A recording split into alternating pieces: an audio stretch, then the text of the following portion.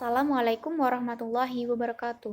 Kami dari kelompok 1 yang beranggotakan Fitri Diahningsih, Latif Nurrahman, Ilma Darujatul Aliyah, dan Nurul Ajizah akan mempresentasikan hasil diskusi kami yang berjudul Sejarah Perkembangan Tasawuf. Ruang lingkup dari sejarah perkembangan tasawuf ini yaitu perkembangan tasawuf pada abad pertama dan kedua Hijriyah, aliran Madinah, aliran Basrah, aliran Kufah, aliran Mesir, lalu yang terakhir perkembangan tasawuf pada abad ke-3 dan ke-8. Ke-3 sampai ke-8. Saya akan menjelaskan perkembangan tasawuf pada abad pertama dan kedua Hijriah. Tasawuf sudah ada sejak zaman Nabi Muhammad SAW. Sebelum beliau diangkat menjadi Rasul, beliau berhari-hari berkhalwat di Gua Hira. Beliau berzikir dan bertafakur untuk mendekatkan diri kepada Allah. Pengasingan itu menjadi acuan utama para sufi dalam berkhalwat.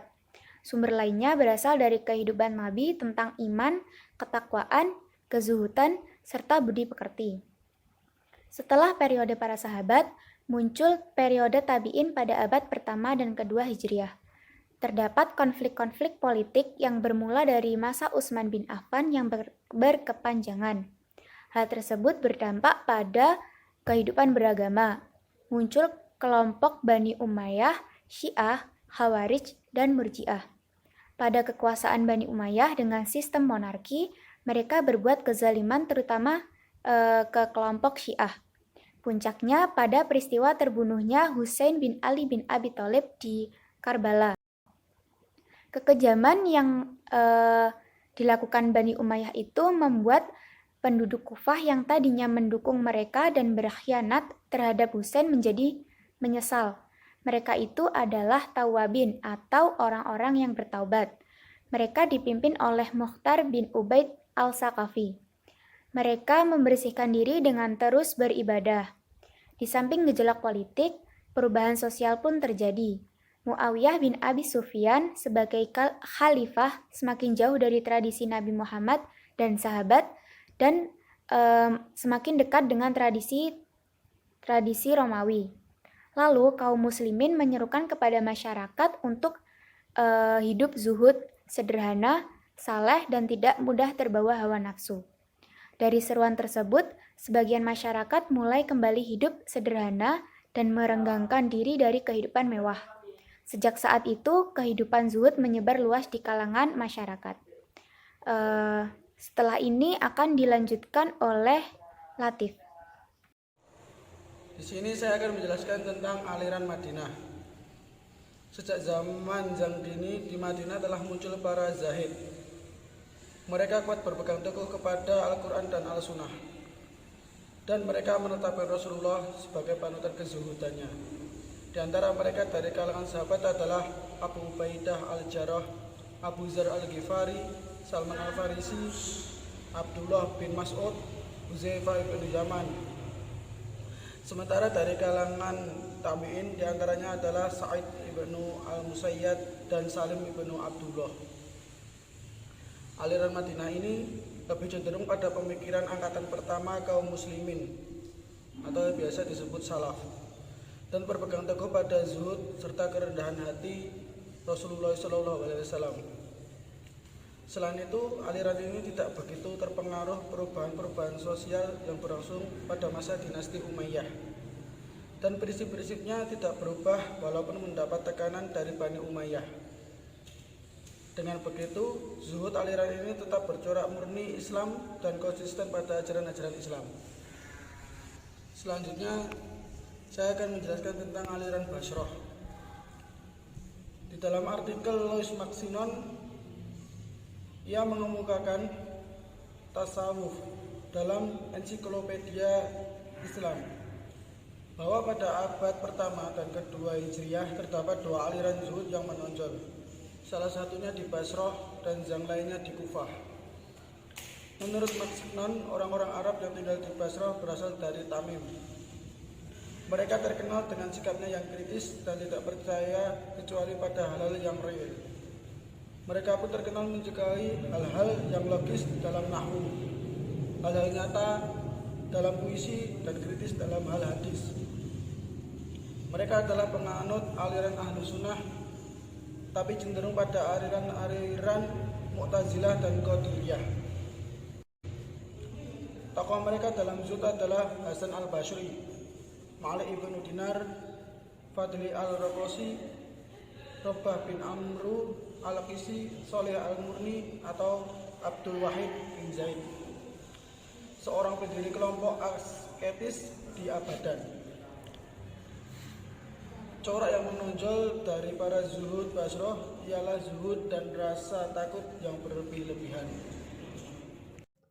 Aliran Kufah menurut Louis Massignon berasal dari Yaman. Aliran ini bercorak idealistis, menyukai hal-hal di dalam nahwu, imajinasi dalam hal puisi, dan harfiah dalam hal hadis. Dalam akidah mereka cenderung pada aliran Syiah. Dan para tokoh Zahid Kufah pada abad pertama Hijriah yaitu Al-Rabi Ibnu Katim. Sedangkan pada masa pemerintahan Muawiyah, Sa'id Ibnu Jubair, Taus Ibnu Kisan, dan Sufyan al-Tauri.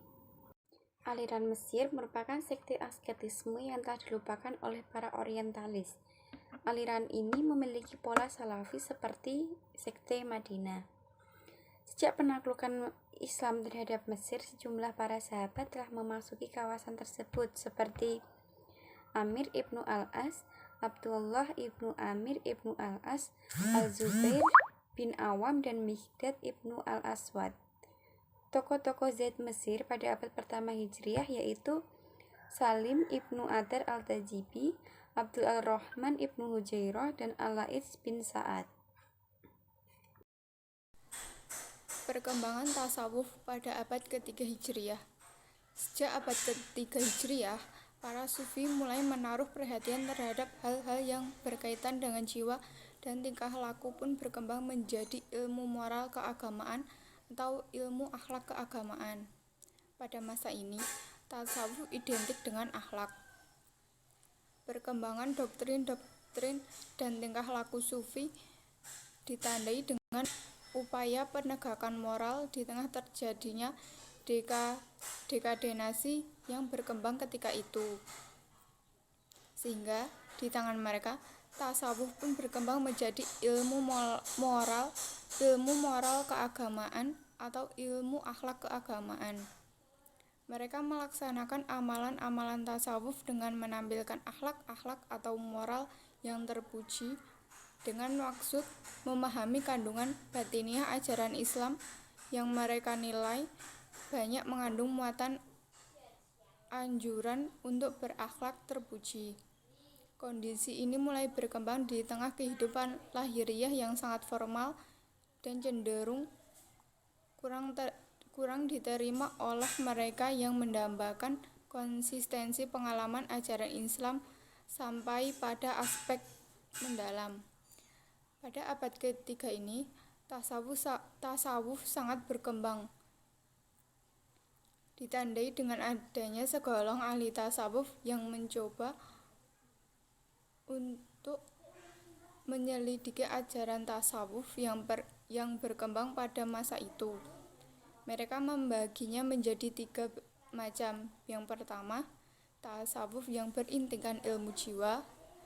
Yang kedua, tasawuf yang berintikan ilmu akhlak, dan yang terakhir adalah tasawuf yang berintikan metafisika. Pada abad ini muncul tokoh-tokoh tasawuf seperti Al-Juwanid, Sari al-Sakoti, serta Al-Kharas yang memberikan pengajaran dan pendidikan kepada murid dalam bentuk jamaah. Perkembangan tasawuf pada abad keempat Hijriah. Abad ini ditandai dengan kemajuan ilmu tasawuf yang lebih pesat dibandingkan dengan abad sebelumnya, karena usaha maksimal para ulama tasawuf untuk mengembangkan ajaran tasawufnya masing-masing. Akibatnya, kota Baghdad bukan hanya satu-satunya yang terkenal sebagai pusat kota tasawuf, karena tersaingi oleh kota-kota besar lainnya. Upaya pengembangan tasawuf di kota Baghdad dipelopori oleh ulama antara lain yang pertama, Musa al-Ansori, mengajarkan tasawuf di Khurasan. Yang kedua, Abu Hamid bin Muhammad al-Rubazi, mengajarkan tasawuf di salah satu kota di Mesir. Yang ketiga, Abu Zaid al-Adami, mengajarkan tasawuf di semenanjung Arabia. Yang keempat, Abu Ali Muhammad bin Abdul al-Wahhab al-Saqafi, mengajarkan tasawuf di Naisabur dan kota Saras. Sistem pengajaran tasawuf yang sering disebut tarekat diberi nama tersebut karena dinisbatkan kepada nama penciptanya, atau sering pula dinisbatkan kepada lahirnya kegiatan tarekat tersebut. Ciri-ciri lain yang terdapat pada abad ini adalah ditandainya dengan semakin kuatnya unsur filsafat yang mempengaruhi corak tasawuf, karena banyaknya buku filsafat yang tersebar di kalangan umat Islam dari hasil terjemahan orang-orang Muslim sejak zaman permulaan dinasti Abbasiyah. Pada abad ini pula dijelaskan perbedaan ilmu zahir dan ilmu batin yang dibagi oleh ahli tasawuf menjadi 4 macam, yaitu ilmu syariah, ilmu thariqah, ilmu hakikah, dan ilmu ma'rifah. Perkembangan tasawuf abad ke-5 Hijriah. Pada abad ke-5 ini muncullah Imam Al-Ghazali yang sepenuhnya hanya menerima tasawuf yang berdasarkan Al-Quran dan As-Sunnah, serta bertujuan asketisme, kehidupan sederhana, pelurusan jiwa, dan pembinaan moral.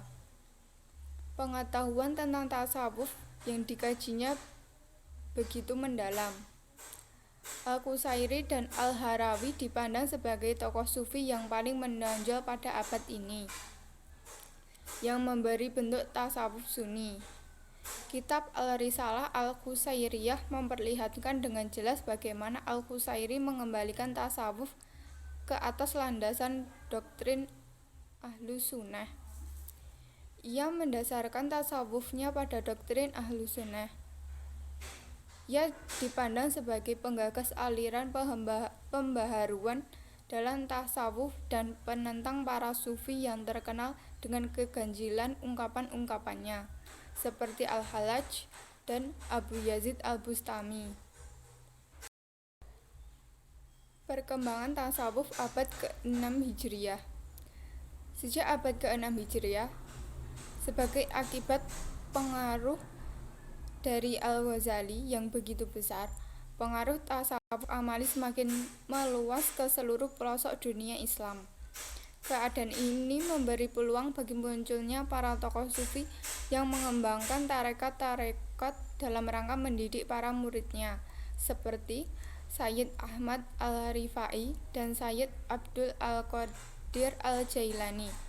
Tasawuf amali sebagaimana dituturkan Al-Qusairi dalam risalahnya diwakili para tokoh sufi dari abad ke-3 dan ke-4 Hijriah, Imam Al-Ghazali dan para pemimpin tarekat yang mengikutinya. Al-Ghazali dipandang sebagai pembela terbesar tasawuf amali yang seiring dengan Al-Qusairi dan Al-Harawi. Pada abad ini muncul sekelompok tokoh tasawuf yang memadukan antara tasawuf dengan filsafat, dengan teori mereka yang masih setengah-setengah. Di antara mereka terdapat Syuhrawardi Al-Maktul, Syekh Akbar Muhyiddin Ibnu Arabi, dan sebagainya. Perkembangan tasawuf abad ke-7. Pada abad ini, perkembangan tasawuf semakin menurun karena semangat masyarakat untuk mempelajari tasawuf semakin menurun. Hal tersebut karena yang pertama, semakin gencarnya serangan ulama syariat memerangi ahli tasawuf yang diiringi dengan serangan golongan Syiah yang menekuni ilmu kalam dan fikih. Yang kedua, adanya tekad penguasa pada masa itu untuk melenyapkan ajaran tasawuf di dunia Islam. karena dianggap menjadi sumber perpecahan umat Islam.